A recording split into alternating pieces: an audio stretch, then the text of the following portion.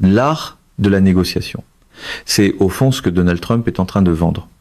En gros, les républicains MAGA sont censés appuyer son plan. L'Iran garderait le détroit d'Ormuz. Qu'est-ce que vous en pensez ? N'est-ce pas une entente formidable ? Du côté des républicains à la Chambre, on sent plutôt ceci, je ne sais pas trop quoi faire, alors j'imagine qu'il faut appuyer ça. Vous avez donc des figures comme le député républicain MAGA Keith Self, qui affirme qu'il fait un excellent travail sur l'Iran, que c'est exactement ce qu'il voulait. En clair, on remet le détroit d'Ormuz à l'Iran avec un contrôle total sur une route coordonnée que l'Iran domine déjà. On le laisse encaisser d'énormes revenus. Donald, tu l'as fait, mon gars, tu l'as fait. Rien ne ressemble plus à une capitulation qu'une capitulation vendue comme un coup de génie. Voici en substance ce qui est dit dans l'extrait. Le président fait un excellent travail sur l'Iran. Nous avons coincé la Chine sur le plan des flux énergétiques, à la fois au Venezuela et dans le détroit d'Ormuz. Nous avons détruit une grande partie de leur programme nucléaire. Si nous pouvions mettre la main sur l'uranium, si nous pouvions faire sortir cet uranium, ce serait une victoire totale. Je veux dire, quelle victoire? N'y avait-il pas déjà eu une entente conclue par Obama il y a, 10 ans ou davantage, qui menait essentiellement au même résultat? Donc l'entente version Trump, ce serait maintenant de donner à l'Iran le contrôle du détroit d'Ormuz. Ensuite, on trouverait une formule où, peut-être, l'Iran pourrait enrichir de l'uranium dans le futur. On le laisserait devenir une grande puissance régionale. Il garderait tous ses missiles balistiques. Il garderait tous ses drones. Et ensuite, on déclarerait simplement victoire avant de passer à autre chose. En passant, eux pensent que la Chine est affaiblie. Ils pensent aussi que la Russie est affaiblie. Vraiment? Moi, je pense que c'est exactement l'inverse qui s'est produit. Alors, que dit le républicain MAGA Jim Jordan en ce moment? Quelle est sa lecture de la situation? Voici, en substance, ce qu'il vient tout juste de dire. Perdre du terrain, puis appeler ça de la force. Voilà un numéro de communication bien rodé. Il dit qu'à son avis, ils vont gagner. Selon lui, ils vont gagner parce que dans chacune de ces positions, la gauche est folle. Il a même dit que cette élection allait se résumer à quelques phrases. Eux s'en foutent, nous non. Et selon lui, il suffit de regarder chacune de leurs politiques. On vient de parler de la politique sur les juridictions sanctuaires, c'est fou. Ça n'a absolument aucun sens. L'idée de couper le financement d'ICE n'a aucun sens. Couper le financement de la police, c'est fou. Faire compétitionner des hommes contre des femmes dans le sport, c'est fou. Fermer le gouvernement pendant 42 jours à l'automne, puis une 50aine de jours au printemps, c'est fou. Toutes ces choses-là sont folles. Donc, dit-il, il faut rappeler cela aux électeurs. Au passage, le fait d'entendre ce discours-là, jusque dans l'enceinte du Capitole, reste quand même frappant. Quoi qu'il en soit, voici l'essentiel de ce qu'a dit la députée démocrate Debbie Wasserman Schultz de la Floride à propos de ce moment politique. Donc voilà où ils en sont. Donald Trump, ce supposé grand maître de la négociation, en train de remettre le détroit d'Ormuz à l'Iran entièrement sous son contrôle. Et pendant ce temps, le refrain demeure le même, les démocrates sont fous, fous, fous.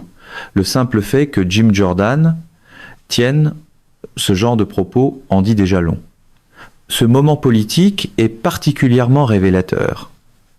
On a l'impression que les démocrates sont revenus au Capitole après la pause avec une énergie renouvelée, prêts à contre-attaquer, et j'imagine que du côté républicain, la stratégie est maintenant la suivante, répéter encore et encore que les démocrates sont fous.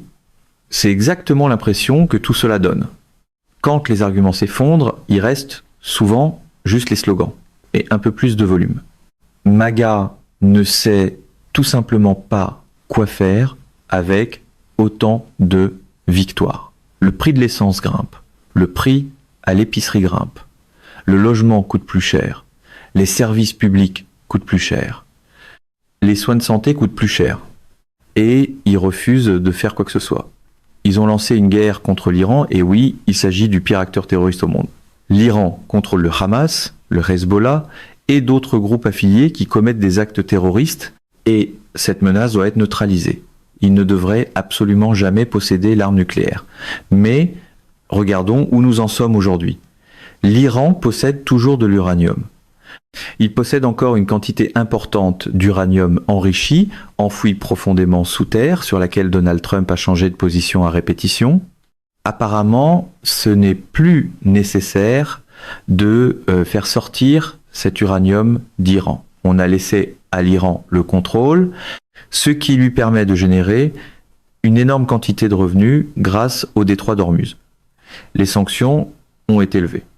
Trump a levé les sanctions contre l'Iran et lui a donné 14 milliards de dollars en revenus pétroliers parce que le prix de l'essence explosait et qu'il ne savait plus quoi faire. Et tout cela lui permet de se renforcer, de se reconstituer et de demeurer une menace. Pendant ce temps, les coûts liés à la santé et les dépenses de la table de cuisine continuent de devenir incontrôlables. Appeler ça une victoire, c'est emballer le chaos dans du papier cadeau. Toutes ces victoires sont visiblement trop lourdes à encaisser pour le peuple américain, ce qui explique pourquoi les démocrates gagnent élection partielle après élection partielle. Et si on regarde les choses, franchement, moi je crois davantage aux preuves qu'aux slogans. Or, les électeurs montrent aux républicains exactement la direction dans laquelle ils veulent voir aller le pays. Et c'est pour cette raison que les démocrates disent qu'ils vont reprendre la majorité en novembre. Moi, je vais rester du côté des faits. Jim Jordan, lui, peut continuer à faire du name-calling. Je pense aussi que c'est complètement fou d'avoir une administration qui arrache aux gens l'accès aux soins de santé. Je pense que c'est complètement fou d'avoir une administration qui avait promis de rendre la vie plus abordable, alors qu'en ce moment, les gens découvrent non seulement que tout coûte beaucoup plus cher, mais qu'ils vivent aussi psychologiquement sous une pression énorme à survivre d'un chèque de paie à l'autre à cause de ce régime actuel et de ce que fait le régime Trump. Et je pense qu'il y a quelque chose de profondément aberrant dans le fait de voir aux États-Unis des agents masqués parcourir le pays, enlever des gens et les jeter dans des centres de détention. En Floride, l'un des enjeux majeurs, c'est ce centre de détention dans les Everglades. Il y avait déjà eu énormément d'attention autour de cette affaire, il y a environ 9 mois, à l'époque de Alligator Alcatraz. C'était alors le grand sujet. On montrait des alligators dévorant des êtres humains. On parlait de gens enlevés et puis livrés à ce genre de terreur. Et maintenant, l'enjeu majeur, c'est toujours la détention dans les Everglades. Ce qu'il y a de plus troublant, c'est ce double mouvement. D'un côté, on arrache l'accès aux soins de santé et on inflige une souffrance immense. De l'autre, on réoriente aussi les fonds vers des choses comme celle-là. Faire souffrir les gens sur deux fronts à la fois, puis appeler ça une politique publique. Il fallait oser. Regardons à quel point tout cela est absurde. Il refuse de rétablir les crédits d'impôt bonifiés sur les primes de l'Affordable Care Act, alors que c'était précisément ce qui permettait d'éviter une explosion du coût des soins de santé. Partout au pays, il y a maintenant des gens dont les primes d'assurance santé ont doublé, triplé, parfois quadruplé. Un invité au discours sur l'état de l'Union gagne 135 000 $ par année pour faire vivre sa famille de 4 personnes. Il dirige sa propre petite entreprise. Or, les primes mensuelles de sa famille sont passées d'environ 100 $ à environ 3 600 $ par mois. Cela a englouti une part énorme de ses revenus et de l'argent qui entre dans le foyer chaque mois.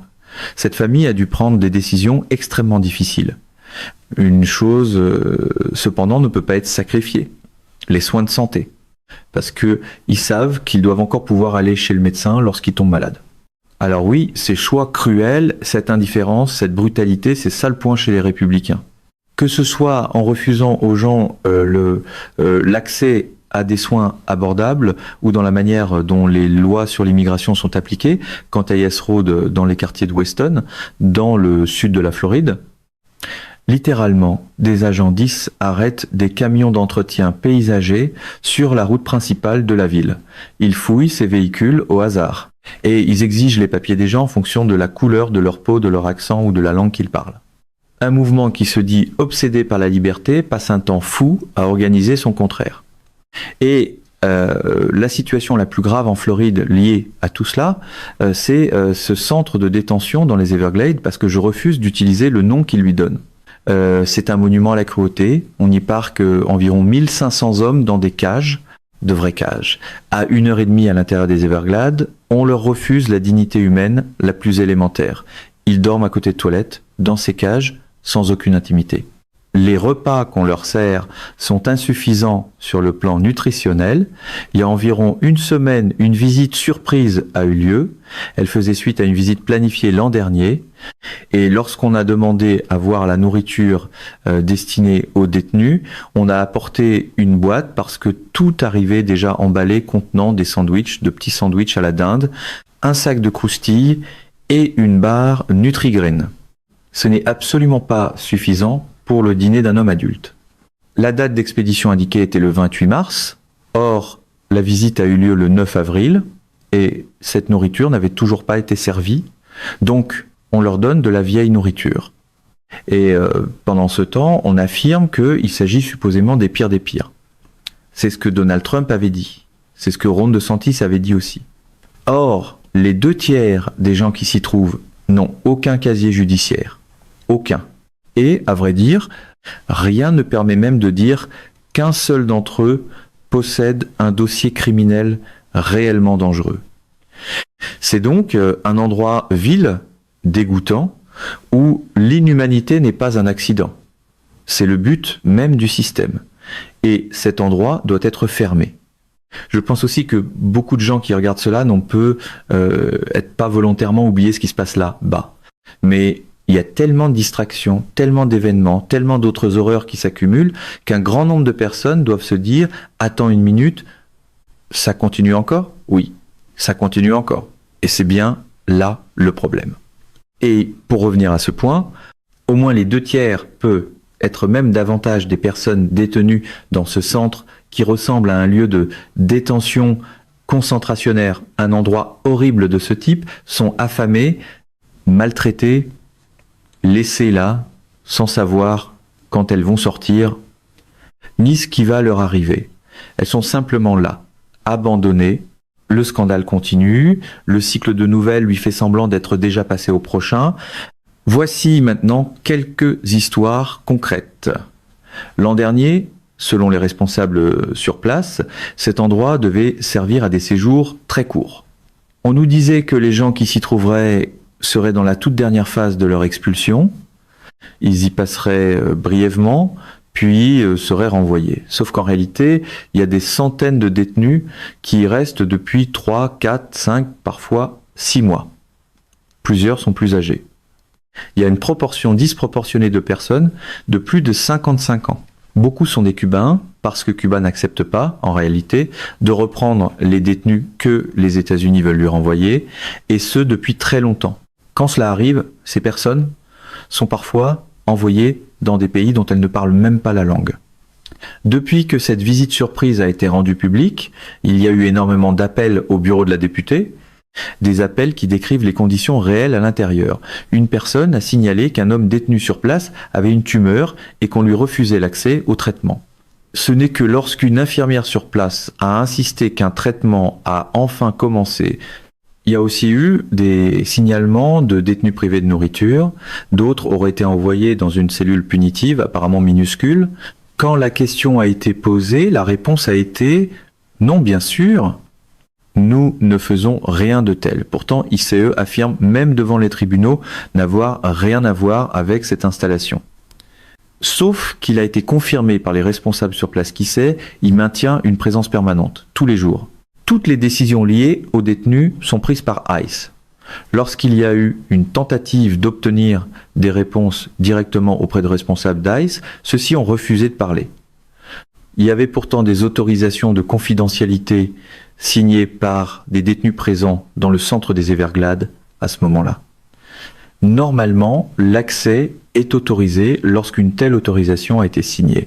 Malgré cela, ICE a refusé de permettre cet accès, ce qui aurait permis de comparer ce que les détenus disaient en privé avec ce que racontaient officiellement les responsables qui gèrent l'installation. En somme, les autorités floridiennes servent ici de bouclier. ICE se cache derrière elle pour prétendre que cette installation n'est pas un lieu de brutalité et d'inhumanité dont l'agence porte pourtant l'entière responsabilité. L'imputabilité disparaît souvent très vite dès qu'un uniforme, un badge et une porte verrouillée entrent dans le décor. Avant de conclure, il faut parler du comportement récent de Donald Trump. Depuis quelque temps, l'attention se porte de plus en plus sur le caractère erratique de sa conduite. Il a toujours été erratique, bien sûr, mais cette tendance s'est nettement aggravée, au point où plusieurs en parlent ouvertement. Le député Jamie Raskin a évoqué l'idée d'une commission chargée d'examiner l'aptitude et les capacités cognitives du président. Et on comprend pourquoi, quand on voit que un jour Trump menace l'anéantissement de civilisations entières et que le lendemain il publie des images générées par IA de lui-même en Jésus, avant d'affirmer qu'il s'agissait en fait d'un médecin. Alors, qu'est-ce qu'on doit conclure de tout ça? Ce qu'il faut conclure, c'est que Jamie Raskin a tout à fait raison. Il y a bien sûr le cabinet dans le cadre du 25 amendement. Mais il existe aussi un autre mécanisme prévu par ce même 25 amendement qui permettrait de créer une commission chargée d'évaluer la compétence du président en fonction. J'appuie la création d'un tel organisme parce que le président a été erratique, très erratique. Il a cette façon d'agir seul, d'improviser à mesure, d'inventer la suite au fur et à mesure, sur absolument tout. Cela me rappelle l'enfance, quand on installait un arroseur au milieu de la pelouse, qu'on ouvrait le boyau d'arrosage et qu'il fouettait dans tous les sens. On ne savait jamais où l'eau allait partir. On ne savait jamais non plus si elle allait nous frapper. C'est exactement à ça que ressemble la vie aux États-Unis aujourd'hui sous ce président. Gouverner une superpuissance comme un arroseur de pelouse reste, disons-le, une méthode assez particulière. Mesdames et messieurs, notre émission d'aujourd'hui s'arrête ici. Nous vous invitons à partager votre avis personnel dans la section des commentaires ci-dessous. Perspective politique vous salue et vous donne rendez-vous très bientôt.